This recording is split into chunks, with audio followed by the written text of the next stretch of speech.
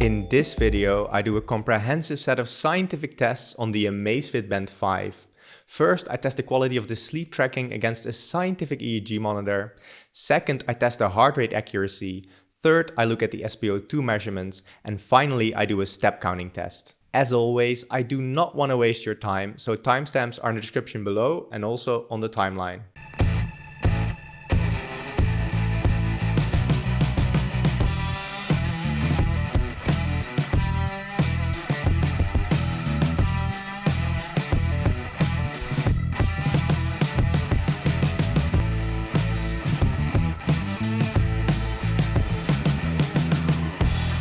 Hello everyone. For those of you that are new to the channel, my name is Rob and I'm a postdoctoral scientist specializing in biological data analysis.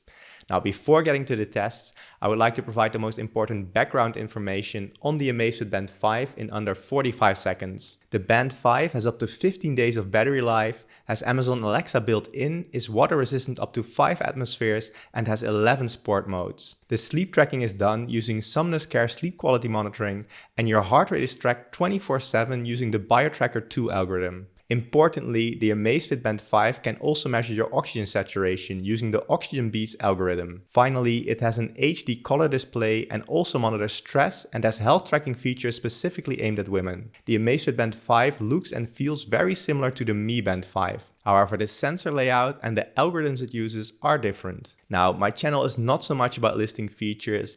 Instead, on my channel, I try to test the accuracy of different measurements. Over the last few months, the Amazfit Band 5 has been one of the most requested devices. In this video, I will do a set of scientific tests, and since I'm in a unique position to test the accuracy of the sleep tracking algorithm, I want to start off with this sleep test. For the sleep comparison, I wore the Amazfit Band 5 to bed for 4 nights. At the same time, I also wore this portable scientific EEG device, and I recorded myself using an infrared camera. The EEG device can actually measure your brainwaves and muscle movements and is therefore ideal for measuring sleep stages. I manually went through the recording of the EEG and scored each part of the night for the different sleep stages. I couldn't find a way of exporting the data of the Amazfit Band 5, so I ended up manually noting it down and loading it into the programming language I use. Now, to the results I obtained. Let's first have a look at the accuracy over the 4 individual nights, after which I'll do a statistical overview analysis. Here we see the first night I recorded. On top, you can see the sleep stages as they were recorded using the EEG device. Along the horizontal axis, we have the time of night, and as you can see, I went to bed around 11.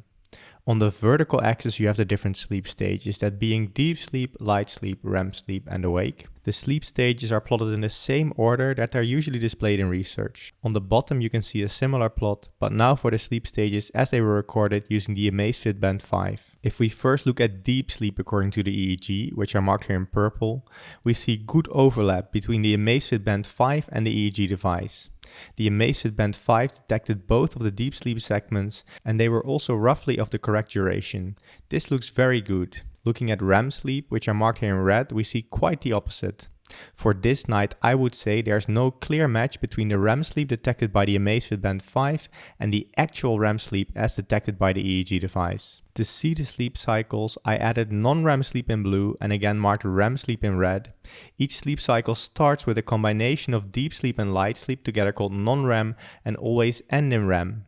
Now, I would say that based on just the data from the Amazfit Band 5, I would not be able to see the sleep cycles. And this is of course a consequence of the poor REM sleep detection for this night. Next, let's take a look at awake time, which are marked here in green. We can see that the Amazfit Band 5 detected the longer awakening I had in the beginning of the night, but not the 2 shorter awakenings later in the night. Finally, let's take a look at sleep start and sleep end detection, marked here in yellow-brown. This was detected almost perfectly by the Band 5. It was almost completely correct at detecting the moment I fell asleep and the moment I woke up. Here we have the second night of sleep tracking. Now, starting again with deep sleep, marked here in purple, we see that most of the deep sleep I had was indeed detected by the Amazfit Band 5. However, it did detect some extra deep sleep throughout the night as well. REM sleep detection was actually a lot better for this night than for the first night. Most of the REM sleep I had was detected and also at the correct time. However, there were some extra short moments of REM sleep that were detected by the Band 5 that were not really there. This also means we can see at least some of the sleep cycles based on just the data of the Amazfit Band 5. Awake detection was again okay for this night. It detected 2 out of the 3 awakenings. However, it did detect 2 extra short awakenings when I was not really awake. Interestingly, sleep start detection was pretty good for this night. However, the Band 5 did detect me waking up about 15 minutes sooner than I actually did. Now for the final 2 nights, I just want to show you the most important parts. Let's start with deep sleep for both nights. Here we see the deep sleep for the 3rd night. We can see that the first deep sleep segment was detected, however the second segment was missed, and it also detected some extra deep sleep. This is the 4th night, which actually had quite good deep sleep detection again. Here you can see that both of the deep sleep segments were detected, though the Amazfit did put some extra REM sleep in the middle of this deep sleep segment here. Now looking at REM sleep itself, this was again pretty bad for the 3rd night. As you can see, there's no clear overlap in the REM sleep patterns I actually had and those detected by the Amazfit Band 5. This is also more or less true for the 4th night you see here, though it might be slightly better than the 3rd night. Still, there's a lot of extra REM sleep detected and also some missing REM sleep segments. This also means we can only partially see the sleep cycles. Now awake detection on the other hand was spot on for the 3rd night, where all 3 awakenings were detected as you can see here. For the 4th night, awake detection was also pretty decent, with 2 out of the 3 awakenings being correctly detected. The Amazfit Band 5 did surprise me a bit. I expected it to be similar to the Mi Band 5, however based on these results it does seem to perform differently. Just looking at these individual nights, I would say that it's pretty good at detecting deep sleep and awake time. However, its weakness appears to be detecting REM sleep and thereby also the sleep cycles. To get an even more objective view of the results, let's calculate some statistics regarding the consistency between the sleep stages of the Amazfit Band 5 and the EEG device. However, first a quick side note. If you're interested in the latest updates on the wearables I'm testing, consider subscribing to my Instagram and my weekly newsletter. Of course, if you want to see more scientific reviews of fitness trackers, then you should subscribe to this YouTube channel. Now enough self-promotion, let's see what the overview statistics say. First, let's look at the total percentage of each sleep stage the EEG device and the Amazfit Band 5 predicted. Here I display those percentages for the EEG device on the left and the Amazfit Band 5 on the right. Overall, these percentages agree very well. The Amazfit Band 5 predicts roughly the correct percentages for each of the sleep stages, which is pretty impressive. However, we already saw, based on the individual nights, that the timing of these stages is also vital. Therefore, more important than these total percentages is checking if the Amazfit Band 5 predicts correct sleep stages at the right time.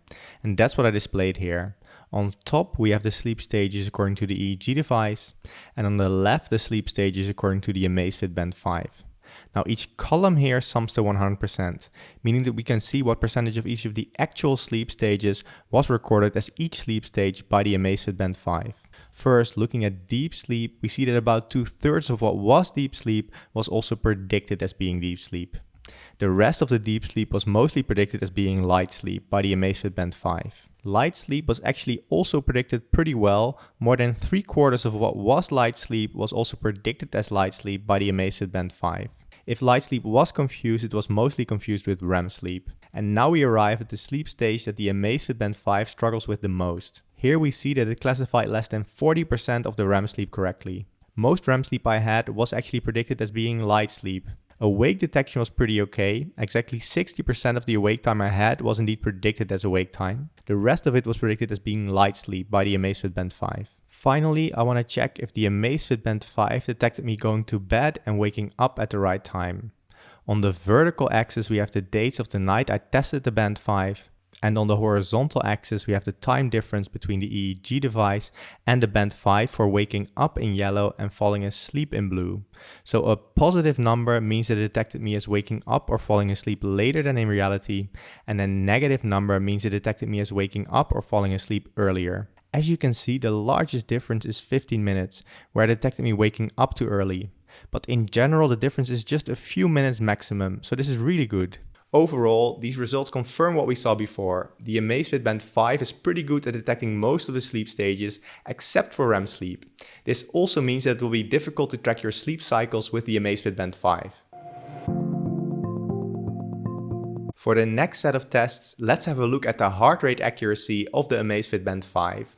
To test the heart rate accuracy, I will compare it to the Polar H10 ECG chest strap, which is generally considered to be one of the most accurate consumer devices available for heart rate measurements. I wore both the Amazfit Band 5 and the Polar H10 ECG chest strap for 15 spinning sessions and 9 weightlifting sessions.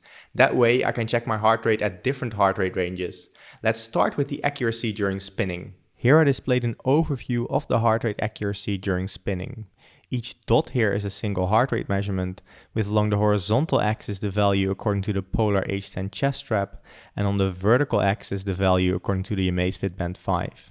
The blue line indicates perfect agreement, so any measurement along this line had roughly the same value for the Polar H10 and the Amazfit Band 5. The red line indicates those measurements where the value according to the Amazfit Band 5 is half of the actual value recorded according to the Polar H10. The reason I added this line is because in the past I've seen that many devices measure half the actual heart rate when they make a mistake. The more measurements there are in a certain area, the darker black the color.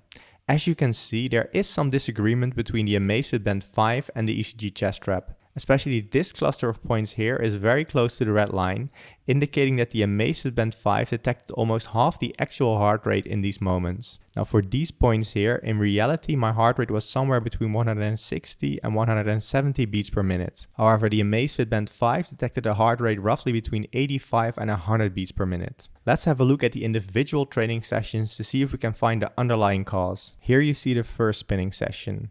Along the horizontal axis we have the time, and my heart rate is along the vertical axis. In blue I plotted my heart rate according to the Polar H10 ECG chest strap, and in red is my heart rate according to the Amazfit Band 5. As you can see, I took 5 short breaks in the spinning session where my heart rate would dip. For most of the time, the Amazfit Band 5 detected the correct heart rate. However, in the fourth training segment it failed to pick up on my increase in heart rate and it remained at a lower heart rate.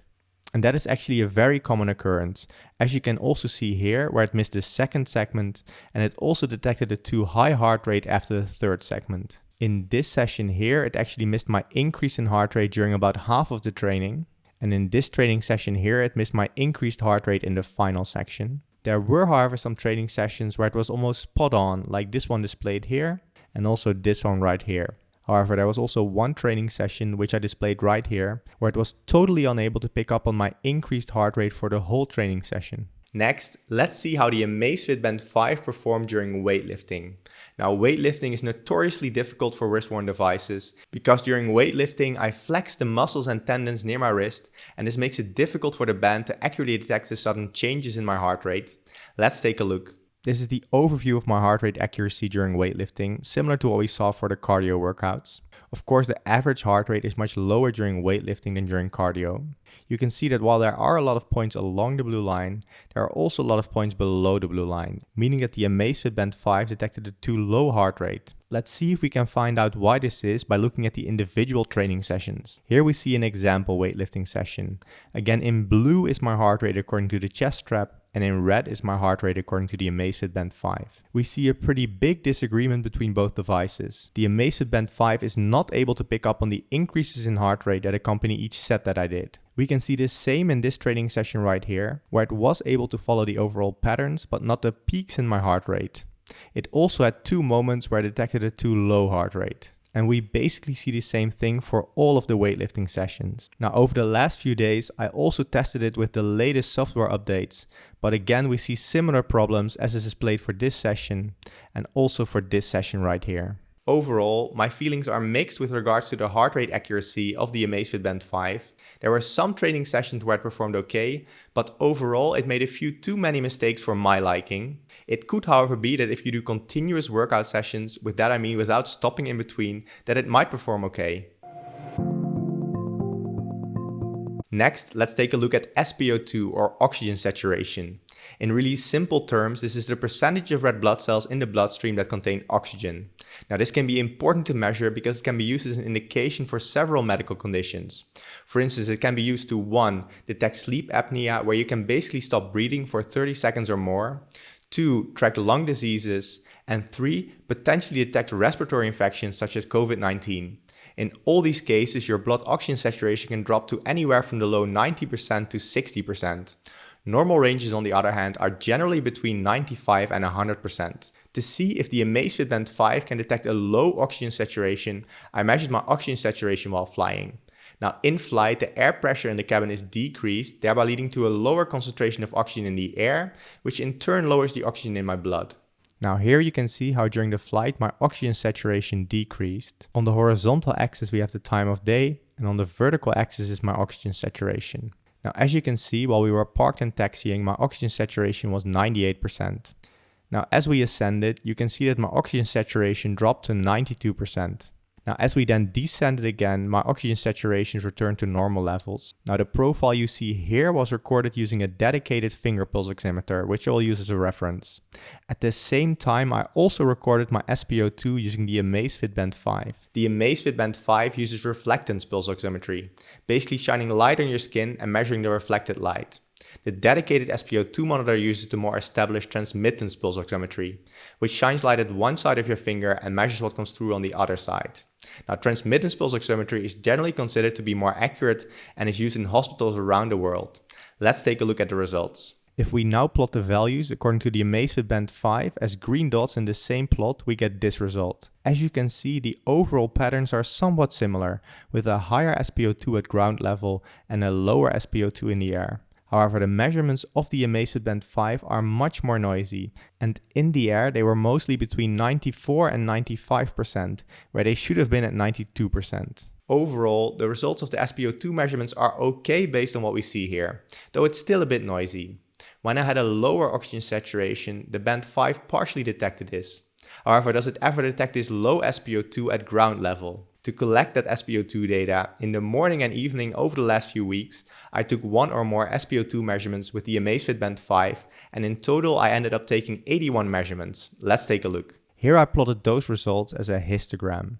On the horizontal axis we have the SpO2 values, and on the vertical axis how often these occurred. Based on daily oxygen saturation measurements I do with reference devices, I know that almost all of my values should be between 97 and 100%. And this is basically what we see here. While there are some measurements below 97%, most of the measurements by the Amazfit Band 5 result in values of 97% or higher. And as we saw while I was in flight, most of the values recorded by the Amazfit Band 5 were 96% or lower. Overall, this indicates that the Amazfit Band 5 is able to detect a decrease in my oxygen saturation. However, it appears to detect slightly too high values and are also quite noisy. All in all though, it's not bad. The Amazfit Band 5 also features a step counter. To see if this counts my steps accurately, I went out and took exactly 4,000 steps in segments of 1,000 steps. To get an accurate step count, I manually counted my steps using this tally counter. Let's take a look at the results. As I mentioned, for the step counting test, I went out and I took 4 times exactly 1,000 steps. I wore the Amazfit Band 5 on my left arm and I alternated holding the tally counter in my left and right hand for each set of 1,000 steps, which is what the right and left labels refer to here. Now these are the actual steps counted by the Amazfit Band 5 when I was wearing it on my left arm, and as you can see they were pretty close to the actual 1000 steps I took for each of the 4 segments. However, there's a small hint that it tends to overcount ever so slightly. Just to put it into perspective, here I added the steps counted by the Fitbit Inspire 2 and the Mi Band 5 I wore at the same time. As you can see, they generally performed about equally well. However, the Mi Band 5 tends to undercount and the Amazfit Band 5 and especially the Fitbit Inspire 2 tend to overcount. Next, I tested if the Amazfit Band 5 gives any false positive steps. With that I mean, does it count steps when it's not supposed to count steps? Now to test this, I wore it while cycling to work and also while exercising on my home trainer. Let's take a look. And that is what I will display right here. On the left, I will show the results for cycling to work, and on the right for riding on my home trainer. Now these are the actual results for cycling to work, which takes me about 20 minutes. Each row is a single time I cycled to or from work, and the left column is the total amount of steps counted, and the right column the steps counted per minute. As you can see, the Amazfit Band 5 always counted at least some steps while cycling, at an average of about 10 steps per minute. Now this is much less than while walking, which would be around 100 steps per minute, but this doesn't take away that it still counts a significant amount of steps. And we can see something similar for while I'm exercising on my home trainer, as you can see on the right here. Again, it counts about 10 steps per minute on average. Overall, the step counting of the Amazfit Band 5 is not bad. It will count the correct number of steps while walking, though it will count some extra steps while performing different activities like cycling. Overall, I think the Amazfit Band 5 performed reasonably okay. The sleep tracking was better than I expected, with decent sleep tracking for most of the sleep stages. It was only during REM sleep tracking where the band performed pretty poorly. The heart rate tracking was hit and miss, and I would not recommend it for weightlifting. Also for cardio workouts there are better devices out there, however these devices are generally more expensive. The SpO2 tracking was pretty good, though slightly noisy. Finally, the step counting was pretty good, though you should expect some false positive steps while, for instance, cycling. So, should you buy the Amazfit Band 5? Well, in general, I think it performed okay, and for the price, it's pretty decent. If you want to track your SpO2 levels and your deep sleep and total time in bed, then it's a pretty good device. On the other hand, if you want a wrist-worn wearable that tracks your heart rate and SpO2 very accurately, then you should get an Apple Watch. And if you want to spend a bit less money, then I'd recommend the Huawei Band 6 or Honor Band 6. If you want the best sleep tracking from a watch, get a Fitbit device, like the Fitbit Charge 4, Fitbit Sense or Fitbit Inspire 2. The Withings Sleep Analyzer, which you put under your mattress, also performs reasonably well. Finally, the Whoop strap has good heart rate tracking during cardio and also good sleep tracking. However, it is a subscription service, so it can be much more expensive. Finally, I should mention some of the limitations of the data that I showed here. First of all, I just tested the band for a limited number of days and just on me, and it will be interesting to see how it performs on others. Also, to do a full sleep comparison, it would be good to test it against a full scientific polysomnography setup. We actually assembled a polysomnography device using OpenBCI components, and we're now working to get the software functional. In my videos, I do scientific tests on different devices like the Oura Ring, the Fitbit, and the Scanwatch, and in the end, I hope to use tracking to improve my life. So if you like that subject and like this video, consider subscribing to my channel and also consider giving it a thumbs up because it makes it easier for other people to find my videos. Thank you so much for watching. If you want more content like this, consider subscribing to my channel and also watch some of my other videos.